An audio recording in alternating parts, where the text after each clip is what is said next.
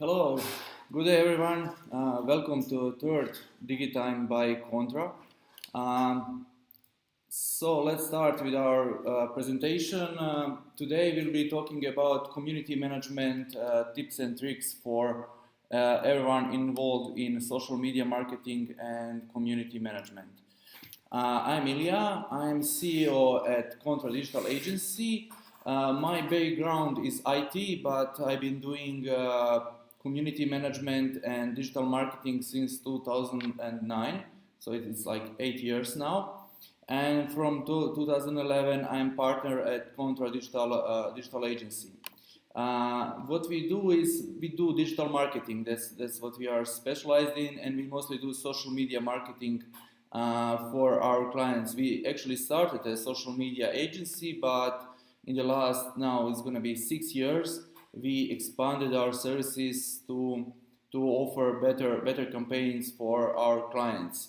Together with social media marketing, we do internet advertising as well, content marketing, design and development of websites and mobile applications, and of course some consulting and education.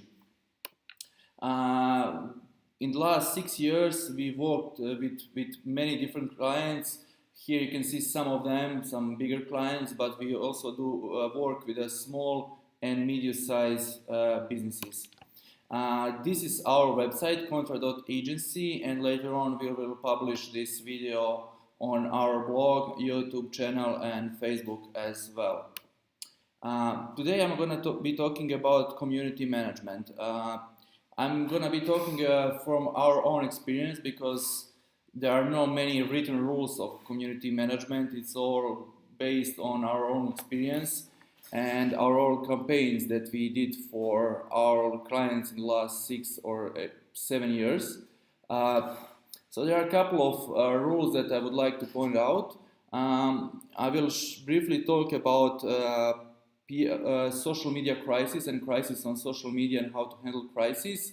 And also I will be talking about haters and how to communicate with haters. So there are maybe 10 rules that I would like to point out at today's presentation. First, unwritten rules is that you should follow written rules. Every social media channel and every social media network has its own rules, and I highly recommend that everyone follow those rules. One of the biggest mistakes that companies do, for example, is when they open a Facebook profile for their business. It's strictly forbidden by Facebook rules, and it may end up that at the end Facebook deletes your profile and you lose everything. So there are a couple of written rules that you should know, and my advice is that you just follow all those rules and don't try to play with Facebook, with Instagram, or any other social network. Before you start with your social media efforts or anything you do, you should set up your goals. Goals should be smart. Goals should not be like, let's have 1 million followers in 1 month or something like that. Goals should reflect your business goals and your overall marketing goals, and you just need to make them possible to achieve, so to say. There are so many social networks, so many applications, so many platforms on the internet at the moment, and it's impossible to use all of them. So you just need to choose channels wisely. If you talk only about social media channels and networks, we can end up on 5 or 10 of those social networks, and it's impossible for a let's say medium business or something like that to be present on all of those networks. So my suggestion is that if you need to use only one social network, that you use Facebook. But if you need to use 2 social networks, then you need to use Facebook and Instagram. It really depends on your business, on your type of industry, on your available time to do social media marketing. So my advice is focus on 2 or 3 social networks. Don't spread too thin. One of the big things about social media and why it's so popular is it allows you to have a two-way communication with your users. In the old days, with the TV commercials radio, and newspapers, it was only one-way communication. It was you who would communicate with people, and people couldn't do anything. But the thing is, in today's world, users are there and they give you suggestions. They give you some good suggestions. They give you criticism. They are sometimes they're haters. Sometimes your users can cause you a crisis in your campaign. So my advice is to listen to your users. If they post a bad comment, don't delete it immediately unless it's insulting. But listen to your users, communicate with them. If something goes wrong with them, just try to communicate. Don't be a one-way street, because social media is not one-way street. It's like two-way street where your users have a voice too. To be able to communicate with all those users, you need to monitor your channels. What I mean by that is you can't just post a status on Facebook, let's say, and leave it like that. You just need to monitor your Facebook and all your accounts every day. It's like it's holiday, or you are on a holiday for 2 weeks. Somebody needs to monitor all your channels. It's not 24/7, of course. Maybe for telecoms or banks it is, but for most of the companies, you should monitor your channels at least 2, 4, or 6 times a day, so you can reply to your users' questions or whatever as soon as possible. It's not, let's say, allowed to check Facebook once in a week. You can technically do that, but if you do that, all your social media efforts and everything you do will be just waste of time, because if you reply within a couple of hours, it's going to be fine. But if you reply to your users, to your potential users, in 5 days, it's too late. It's too slow. What we do in our agency, we always create a plan of all posts that we're gonna publish on our clients' Facebook pages or Instagram accounts. It's really good thing, because what happens if you don't create a plan, and for example you need to publish something today, and if you didn't plan it before, in most of the days you just forget about it. You just forget about it, or you end up doing something else, and you have many tasks during the day. And if you didn't plan, and if you didn't prepare before, you might end up not posting anything on that day. So our suggestions is and it's something that we do for all our clients, is we create a plan at least 1 week ahead. So this week we're gonna prepare all the content for all our clients for the next week. For some clients, we have some clients that require that we create the content for a month ahead. So for example, we already have content for the whole month, but by the end of this month, we'll create the content and send it for authorization to a client, and we'll get that our authorization by the end of this month, and we'll have everything ready for the next month. That leaves us only to do social media monitoring and of course advertising during the month. So create a plan, create some strategy up front, because that strategy and plan is going to help you a lot. You can do social media marketing and community management without advertising, and it's quite possible, but our suggestion is, and all our clients are doing the same, everybody is advertising. They are investing some money in promotion of the post, in promotion of the page, in promotion of the web page or web shop. You need to use a Facebook advertising platform or Instagram advertising platform, because it's quite difficult to achieve something big, to have a huge reach on Facebook if you don't advertise. Of course, there are some clients, some industries that are easier and don't require huge budgets. For example, food. Food is an industry where you just, let's say, you need to post a good photo and you will immediately get many likes. But in many industries, it's impossible to get many likes or have a good reach on your posts without using Facebook advertising. In our first webinar, we talked a little bit about Facebook advertising, And we also published ebook about Facebook advertising. So my suggestion for everyone is start advertising. You don't need to have huge budgets. You can start with as low as, like, I don't know, $50, $100, $200. It's not too much. I think every company can afford it. But with Facebook advertising, your social media campaigns will have a much bigger impact and much bigger results than just you doing community management alone. Of course, you need to measure and optimize your campaigns. Watch at your stats, watch what kind of posts get more likes, get more feedback from the community, and optimize for that. Also, watch your Facebook insights, because there's many statistics over there. Watch your Facebook ad campaign results and measure everything and optimize for a bigger result, of course. One of the biggest things that you can do for your client or for yourself, if that's your company, is build a community around yourself. Community is a group of people who follow you, who are there when you talk, who are there when you have a webinar, who are there when you have a crisis. We'll talk about that later, because they are your biggest brand ambassadors. We had sometimes we work with a client that we are not really familiar with, and sometimes our community, people who are our fans, help us with answering. Sometimes we don't know the answer, but the community is there to filter out and find and give a good answer to another person.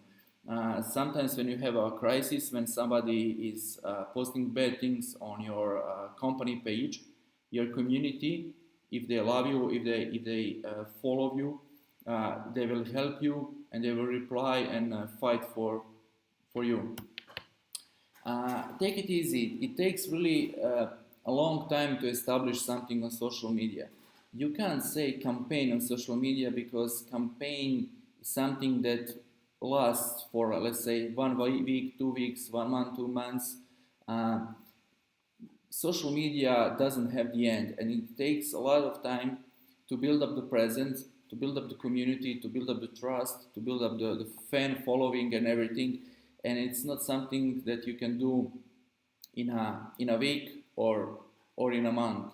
It takes months and months of hard work, dedication, communication, investing in your community, investing in your social media channels and everything, so that you can see the results. Of course, in some industries, like selling clothes or something like that, it's easier to sell something on Facebook or Instagram. But in some industries, to build up the trust of the people who are your potential clients, it takes 6 months or 12 months or sometimes even years. So take it easy. It takes time. Figure out that it takes time to build up the community, to do everything right before you get any clients from your social media channel. And don't try to speed things up by spamming people. But what I mean by spamming is just, for example, tagging them on a Twitter. Don't spam them by posting 5 times a day. Don't spam. Don't do anything that you don't want to be done to you. Just don't spam a lot, because people hate it, and people will unfollow you. People will unblock you if you do something like this that happened on Twitter once. My clients often ask me, how many fans do we need to have? How many fans can we have? Does the size matters in social media? So let's talk about that a little bit. Size matters because, for example, if you go on a Facebook page of a company and you see that they have 50 fans only, what do you think about it? You're probably thinking, oh, they have only 50 fans, that's not a good company, why they don't have more fans? On the other side, if you go on the Facebook page of a company that has 10,000 fans, you'll say, oh, okay, that's something, because if 10,000 people follow them, it means they do something good. But don't focus on numbers only. So if you have 10,000 people and nobody is liking your post, let's be honest, you can buy 10,000 followers, you can buy 10,000 fans, and there are many solutions on the internet and services that will give you, let's say, 1,000 fans for $5. I highly don't recommend that. I always say that you should focus on your real fans who will like your posts, who will engage with your content, because if more people engage with your content will have much bigger impact, your content will have much bigger reach. Here I have an example of one page who at that time had almost 66,000 fans on a Facebook. Talking about this was at that time a really important number, because it was the number of the people who engaged. By engaged I mean who liked post, commented post, or shared post in the last week. So in this example, you can see the company page with 66,000 fans, and only 134 of them liked or commented on their status. And these are their statuses: one like, this one has 3 likes. What they did, they built up a huge community by buying likes, and they started posting buy 5 times a day. And people didn't come to Facebook to buy. They came to Facebook to have fun, to meet friends. They didn't come initially to buy stuff.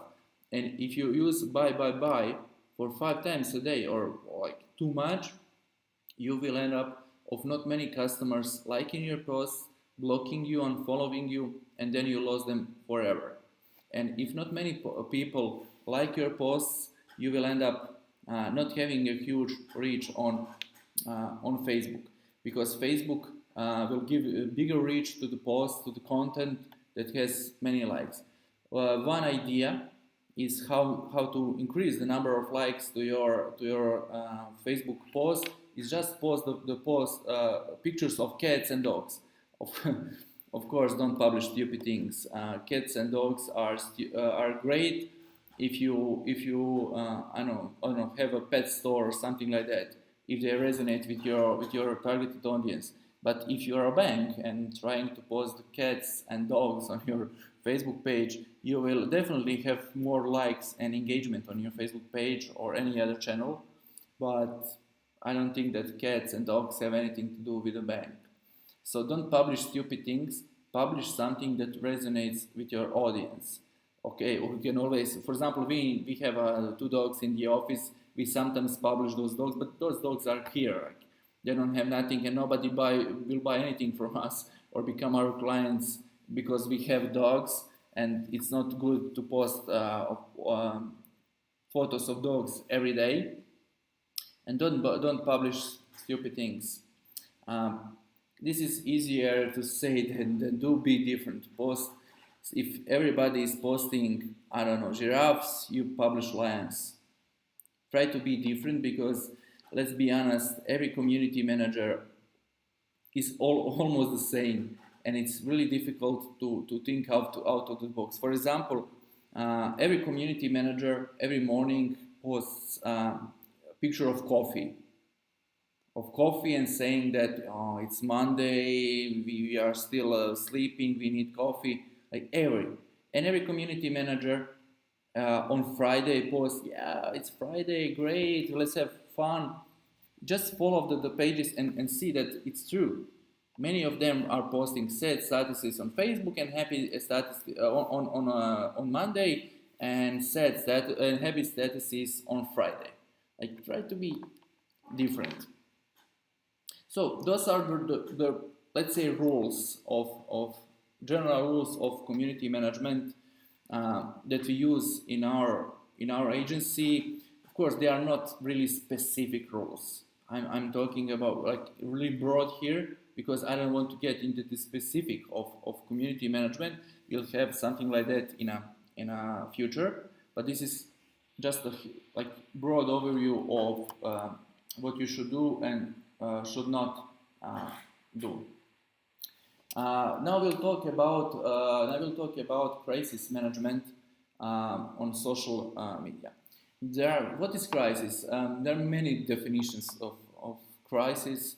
Some of them are academic, some some that came from the experts, but I have really simple definition when something bad happens that we didn't want to happen. It's like really simple definition of a crisis.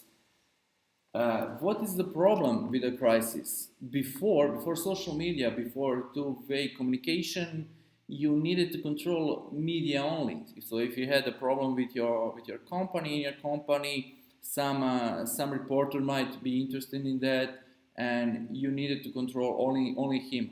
Call him and give him an interview, explanation, or something like that. The problem today is that you need to control everyone. Everyone can cause a crisis for your company. Everyone has a smartphone in their pocket, and they can film anything bad within your company. If you have a store, they can record some problems. If you are into a restaurant, they can record the dirtiness or something like that. And it's really difficult to control everyone, and almost impossible to control everyone. So that's a huge problem that was caused by social media, and problem and maybe a solution. Couple of things that you should not do during the crisis. First of all, don't pretend like nothing happened. If you just sit there quietly and watch events revolving around you, so something happened, something bad happened in your restaurant, in your company, or anything, pretending that like nothing happened is like admitting that you are guilty. In most of the cases, if you don't know what you're doing. So don't pretend like nothing happened. React as soon as possible. Don't react after 3 days, because 3 days reaction time is too slow. So if for example, you have a restaurant and somebody is being poisoned by bad food in your restaurant, something like that, reacting after 3 days, it's too late, because that person is going to spread the word on Facebook, on Twitter, on any social media channel. Other people, his friends, will share it, and many people will see that your restaurant is serving bad food. So don't react after 3 days, and don't lie. If they catch you in the lie, if you get caught, people will never believe you again. They need to catch you only once, and then you'll have a huge problem in a future. What to do? Realize something is going on. That's why you need to monitor your social media channels.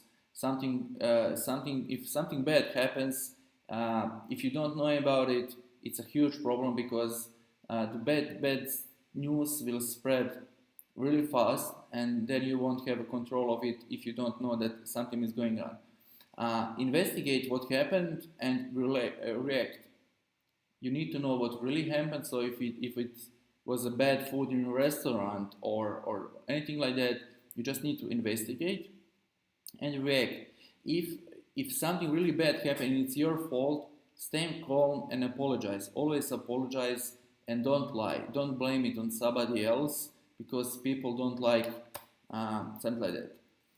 There are many examples in the world of the bad PR or of huge losses that companies had because they didn't handle the crisis. They didn't handle their clients. They didn't handle their fans. One of the biggest examples was, if you want, you can Google or YouTube United Breaks Guitars, the video of a guy who made a song about United Airlines, who broke his guitar. He had more than 20 million views on YouTube because of that video, and because of that video, the stock price of the United fell more than $100 million in a couple of days after that video went viral. There's so many other examples. The problem was that they didn't react when he was like saying bad things about them, when he was trying to get the money for his guitar that they broke. Handle the crisis. Don't wait, because bad things, when somebody is writing bad things about you, bad things will spread more than a good news. And now let's move to haters. I don't think there is a good definition of haters. My definition is really, say, bad about them, but I would say that in most of the cases, haters are people with no knowledge, no education, no future. I know it might sound harsh on the people on the Facebook, but let's be honest, in most of the cases, it's true. Those are the people who comment everything, have opinion about everything, and everything bothers them. They know everything. They will comment banks, they will comment telcos, they will comment restaurants, they will comment football clubs, they will comment everything because they know everything. And there are two keywords that that they use all the time. First keyword is why. Like, why is this webinar starts at 13, not in the afternoon? Why is Ilya speaking in English? Why is raining outside? Why this? Why that? It's like always why, asking questions why. And to be honest, in most of the cases, when they ask you why, you just want to reply with because. You just want to say because. That's our decision. That's why we decided. It's our decision. That's what we figure out would be the best time. This is like why the price of your meal or your pizza is so high. Because it's our pizza. We think that this is the fair price. And they will complain why all the time. And second keyword is shame. Shame on you because your webinar starts at 1 o'clock. Shame on you because your pizza is 10 euros. Shame on you because blah, blah, blah. There are two keywords, why and shame, that they use in 19% of the cases. So why is pizza 10 euros? Shame on you, is too expensive. To be honest, those people will never buy from you. Never. And even if that pizza is 5 euros, they will still be hating that pizza. Then, if not the price, something else will be bothering them. Why you have working hours until 11, not until 12? Why you don't work on Saturday? Why you don't do this? Why you don't that? And shame on you. It's always the same speech from them. The problem is you don't know if somebody is hater or unhappy user. So, for example, you have a restaurant and a user after having the dinner at your restaurant, user goes to social media and complains about, I don't know, that food was cold or something like that, or pizza was not good. You don't know if that person is a hater, just a person who will hate everything, or is it just a user who want to eat you at your restaurant, but he got a bad meal because your cook made a mistake or your waiter made a mistake. It's really difficult to find out, but you need to find out what you should discover that first, and how to handle them. Breathe and don't take it personally. I know from my experience, this don't take it personally. It's really difficult because when you do community management for your client or your company, you always take it personally. So when somebody is blaming the bad pizza, you as a community manager feel it the same. You think that they are blaming you as a person for getting the bad pizza, but try don't take it personally. Try to separate yourself from your company. They are blaming the company. They are blaming the bad pizza. Of course, you as a community manager for the restaurant, you need to handle it, but try not to take it personally. And for the end, some word of advice. Social media can be simple. What we try today was we try to give you the overall advices on how to do community management. In a future webinars, we'll go into the specific of community management. We'll go into the strategies on what kind of post to use, what time of the day to use to post the statuses and everything. What we try today is just to give you the overall things and overall advices for rookies in community management. So this is my email address. So if you need any advice later, if you have any questions for me, you can send me an email, or you can send me a question now on our Facebook page, on our live video, and I will wait maybe 1 minute before starting to answer all those questions. So if you have any questions, ask them in a comment just below this video, and I will try to answer them as soon as possible.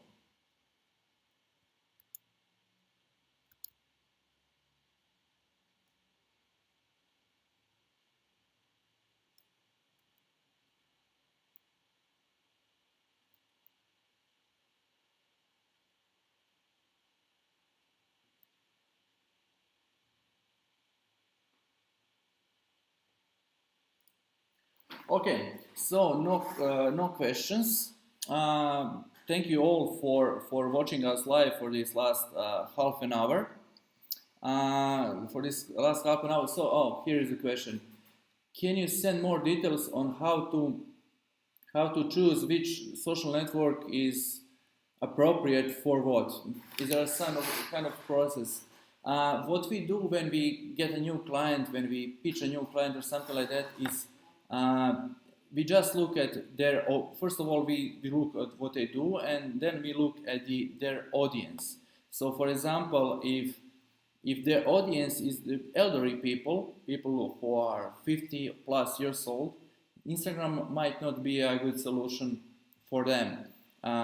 So if they're on the other side, if their targeted audience is young people, Instagram is a good solution for them.